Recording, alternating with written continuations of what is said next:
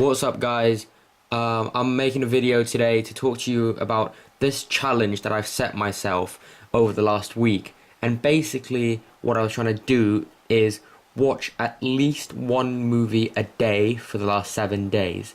And to make it a lot harder, I purposely chose really, really long movies.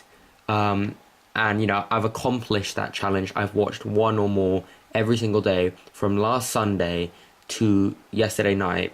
I want to talk a little about every single movie that I watched and give you guys a little bit of information about each one, because every movie I saw, all 10 of them, because I saw 3 on Saturday, I want to talk about every single one of those movies and why they're so good and why I chose them. Now, before I get into this, I want to tell you that I've never seen any of these movies. I've heard good things about them, but I've never seen them. And starting off with Sunday, I saw There Will Be Blood. If you've seen this video, you'll know that I love this movie, and I think it's an absolute masterpiece. It's one of the best movies that I've seen in recent memory. It's definitely one of the most well-crafted movies I've ever seen. Also, Daniel Day-Lewis's performance, like I said in that video, was unlike anything I've ever seen. But I won't talk about this movie much because I already have a video on it. But I love the movie. It was great. Check it out. Monday, I saw Leon the Professional. This is a movie that I've heard great things about, and it's supposed to be one of the best sort of hitman movies ever, and I do agree, because it adds this extra layer of complexity by showing us like the life of the assassin, the life of the hitman, and his relationships, which really does make for a better and more deep movie than your average action movie like John Wick or Agent 47 or whatever. This is a much more emotionally resonating movie, and it's got great performances, especially by Natalie Portman. It's got great action as well. It's really well filmed, and it was great. I love that movie. On Tuesday, I saw probably the hardest to watch and most complex movie that of the week, and that was David Fincher's Zodiac. It's definitely one of the lesser known movies by David Fincher. It's nowhere near as famous as Seven or Fight Club, but it's really up there. I think it's one of his best movies. It's definitely his most underrated movie. And the reason that I chose this movie and I loved it so much is because it's 2 hours and 42 minutes, I believe, and he kept my attention from start to finish. I was so interested in the story. He did such a great job crafting the movie, because with such a long movie, it's easy to lose focus and just to watch it while having your phone in your hand or something, but not with this one. He actually had my attention from beginning to end, and a lot of this is also due to the performances. Jake Gyllenhaal was absolutely magnificent, so was Robert Downey Jr., Mark Ruffalo. Mark Ruffalo was something else in this movie. It's the best performance I've seen by Mark Ruffalo. Also, the little things, the little details, the attention to detail in this movie is just immaculate. For example, I heard that in some of the scenes, Fincher had his actors talk a lot faster in order to, lessen the runtime. That's genius. That's really great filmmaking on his behalf. So that's why I love this movie. On Wednesday, I saw The Usual Suspects, and to be honest, this was probably my least favorite movie that I saw last week. And the main reason is that because I had the movie spoilt for me. I knew what was going to happen in the end, and even though the ending was absolutely amazing and the performances were great, the direction was great, there was just something missing. And yeah, the ending was great. The plot twist, the reveal. If you haven't seen the movie, I won't spoil it for you, but it is one of the best I've ever seen.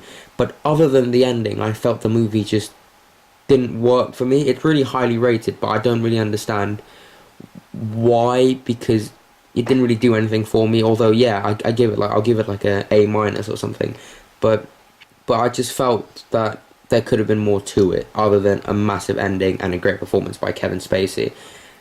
Thursday, I saw Danny Boyle's Train Spotting. I didn't even know this movie existed until I saw the trailer for number 2, and I was recommended to it by a friend. He said it was great, and I saw it, and yeah, it was great. not much to say other than it's got great performances throughout, especially Ewan McGregor and Robert Carlyle. Great characters. It's got a really great story and a really realistic depiction of drug use and a really dark tone. And I love how it acknowledges the dark tone and sort of tries to balance it out by having a lot of humor, and the humor works as well. Also, Danny Boyle's one of my favorite directors. I've loved his work. This is probably one of his stronger movies, I'd say, and after seeing this, I am pumped for Trainspotting 2. On Friday, I saw a movie called Mulholland Drive. Not Drive, Mulholland Drive. And I can say without a doubt that this is the most fucked up movie I've ever seen. Okay? Mulholland Drive is one of those movies that you really have to watch multiple times to fully understand. It's like a really well crafted, really well written, well directed movie by the director David Lynch. But I could tell that he was really going for something different. I mean, yeah, it's got great performances, and I think ultimately it's a story about Hollywood and how Hollywood can corrupt you as a person. That's my take on the story. That's my take on the plot. And if that was what it was trying to do, then it did a great job. It's a really weird and it's a strange movie, but I would highly recommend you watch this, especially if you want to be an actor, because it really does show you a realistic depiction of Hollywood, and it's great in a fucked up way, if you know what I mean. Like, watching the movie, I was like, should I be laughing at this, or should I not? Is this wrong? Is this right? It really messes with your mind and really manipulates you, and that's what I really like about this movie. Now, Saturday was kind of a weird day because I saw 3 on Saturday instead of 1, and for some reason all 3 of the movies I saw happened to take place in Japan. This is just a coincidence, right? First movie I saw on Saturday was Kubo and the Two Strings. Is a beautifully made movie. It has a beautiful use of combining stop motion and modern CGI, and I'm so impressed with the way they use stop motion. I mean, I didn't even know they do stop motion anymore. It's got great performances by the voice actors, and it's got a really big cast as well. This was probably the movie that resonated with me emotionally the most. It's like a really warm and heartfelt, emotional movie. It's such a beautiful movie. Everything just fits perfectly, and it knows what it is, and it does everything it wanted to do. When it wanted to be scary, it was scary. When it wanted to be funny, it was funny. I feel like this movie accomplishes everything, and I really do feel like it is a definite contender for Best Animated Movie of the Year. After that, I saw The Last Samurai, with Tom Cruise, and I have to say that this is probably my favorite out of every single one that I watched this week, because of many reasons. And I think that's because this movie hit me in a way that none of the other ones did. It's such a great and comforting tale, from the great performances by Tom Cruise and Ken Watanabe, and the great use of cinematography, and the action scenes, although few, really do deliver. The action scenes in this movie stand the test of time. They are amazingly choreographed, and they are amazing. But that's not the best thing about this movie. The best thing about this movie are the conversations between each and every character. The 2 main characters actually address this, and they talk about why they like having conversations so much. And to some people this could be boring, but to me this was so intriguing, because you get to see these 2 cultures clash. You get to see the samurais and Tom Cruise, who plays like this American, and he's a drunk, and they kind of like they come together and they become friends, and this is a really, really great movie. If you take anything from this video, it's that you have to watch The Last Samurai. It's an amazing movie with an amazingly emotional undercurrent, and it's one of the best I've seen in a long time. Lastly, on Saturday night, I saw Spirited Away. This is a movie by Hayao Miyazaki. It's a Japanese cartoon. I've heard great things about this movie.